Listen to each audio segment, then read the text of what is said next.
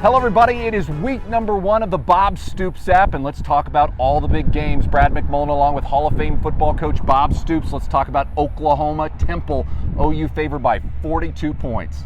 Really excited to be out here in front of the stadium, Brad. It's can't wait for game week. Always was fantastic. Loved the first game.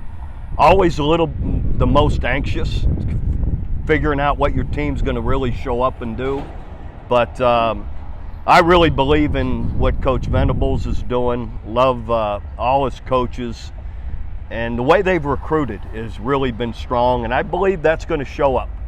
And I'm not big on the big point spread in the first game because I really believe that if they're smart, they're going to get starters out quickly. If they do get up at a big margin, protect the team, give other guys experience.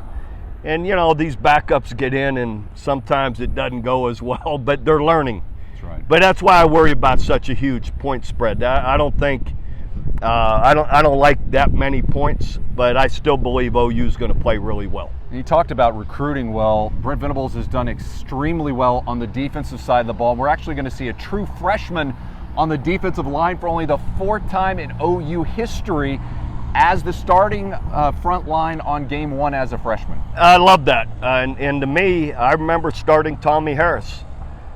He was ready to play. And I want to say the very first play he played in against North Carolina, he got a tackle for a loss. So, you know, when a guy's ready to play, they're ready to play and you let them go. So good for him. I'm excited. You know, that just tells you, in my opinion, how strong and how well they've recruited. Yeah, and on the offensive side of the ball, Jackson Arnold, it is his time to step up, the former National Gatorade Player of the Year. You got to be excited about watching him play. I can't wait. You know, I remember starting a redshirt freshman, Sam Bradford. Wow, did he just take off in 2007. And I when I was watching him, I was like, wow, this guy is special. And hopefully Jackson Arnold has that kind of coming out, and I believe he will. Really believe in the young man. He's athletic, got a great arm. And from what it sounds like, too, I'm loving the receivers. It sounds like they've really got a great group of receivers with, you know, with athleticism, speed on the outside. So I'm looking forward to seeing that. Yeah, and a lot of depth there. Of course, Jaden Gibson out for the year with that knee injury. Nick Anderson will not be playing. But you've got a lot of depth at that position. It's going to be exciting to see. And that's important. You have a lot of depth. You're playing 3-4 receivers at different times. You need that. And from what it sounds like, they've got some really good skill there, so I'm excited to see it. All right, so moving on to our next game, Clemson, Georgia in Atlanta. Georgia favored by 14 points, the number 1 team in the country. Yeah, you know, it's just hard to bet against Georgia as well as tough and good as they've been. And I think Clemson in the last couple of years, for whatever reasons, has just moved back a little bit. I still believe in Dabo Swinney. He's a great coach. If anyone can figure it out, it's him. But I'm just strong on Georgia and how strong and how good and how well they've recruited, that I believe they'll be able to cover that. Yeah, I think Clemson's going to look really good early on in the game. I think it'll be a close game, but in that 4th quarter, I think that depth, that talent, that experience that Georgia has over Clemson, and of course playing in the state of Georgia is going to help as well. Yeah, that helps. But in the end, again, Clemson, you know, and Dabo, he's hard to root against, or not root against, but bet against. He's done so well. Yep. All right, let's talk about Penn State and West Virginia. Last year, West Virginia scared Penn State in this game. Now it's in Morgantown. A lot of excitement around West Virginia. Penn State, a top 10 team favored by 8 points. Yeah, I would take West Virginia in the points in this for sure. Neil Brown's done a really good job, I believe, at West Virginia. He's a great coach. And I'm not a huge believer in that Penn State's a dominant team at all. Not a top 10 team in my opinion.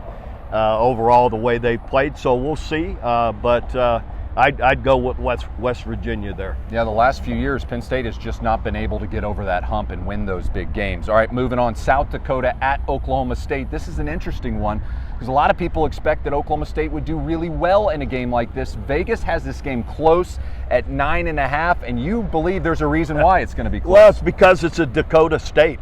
Yep. Whatever it's north or south, they're really good football programs.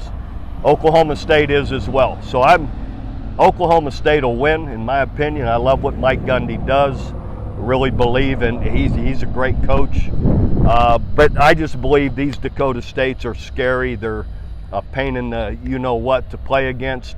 And I believe it'll be closer than that. But I believe Ollie Gordon and their ability to run the football overall will be the difference in beating them.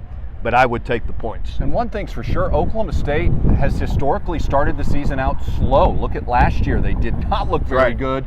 Of course, they finished very strong, so it'll be interesting to see how they do on that one. All right, Colorado State at Texas. Texas favored by 32 points. I think this is a lot of points for the University of Texas. Yeah, it is. And I love what Jay Norvell does at Colorado State. I would take the points. Same reason I did with OU, because you're going to get up, you're going to get starters out. Things happen at the end of games to change these lines. And Texas has Michigan next week. That's that's right. Another reality that they don't want people hurt. My guess is they don't want people hurt, and they've used most of their time in preseason camp working on Michigan, not as much at Colorado State, But anyway, they've got an experienced quarterback in Quinn Ewers. That'll make a difference. But these big point spreads, I would always take the underdog with big spreads early in the year because coaches are going to get guys out of the game. Yeah, and because you've got the Michigan game coming up and, of course, some huge games down the road, you're going to get a lot of vanilla flavor from the University of Texas. All right, a battle in the Sunshine State, Miami at Florida. Miami, a road favored by 2.5. Yeah, I don't like that. I'm going to go with Florida. I just think the Gators are going to feel disrespected. They're in the swamp. They know what the history and tradition of that program's all about. And I just don't believe that's going to sit well with them and believe they'll show up and play a really good game and cover that. Yeah. And they'll beat, I believe, Miami by more than that. Yeah, and I just think go with the home team. Home underdog, SEC team, a lot of pressure on them. They've got to win this game. I do like Florida in that one. Another interesting one, number 7 Notre Dame at number 20 Texas A&M. A&M favored by 3 points in this game. Coach, I like the road dog in this game. I do too. I like what Marcus Freeman's doing. Coach Elko there at A&M haven't seen it yet though. And to me, there's always a little bit of a learning curve of getting a new team and how they're going to respond and work together in a game.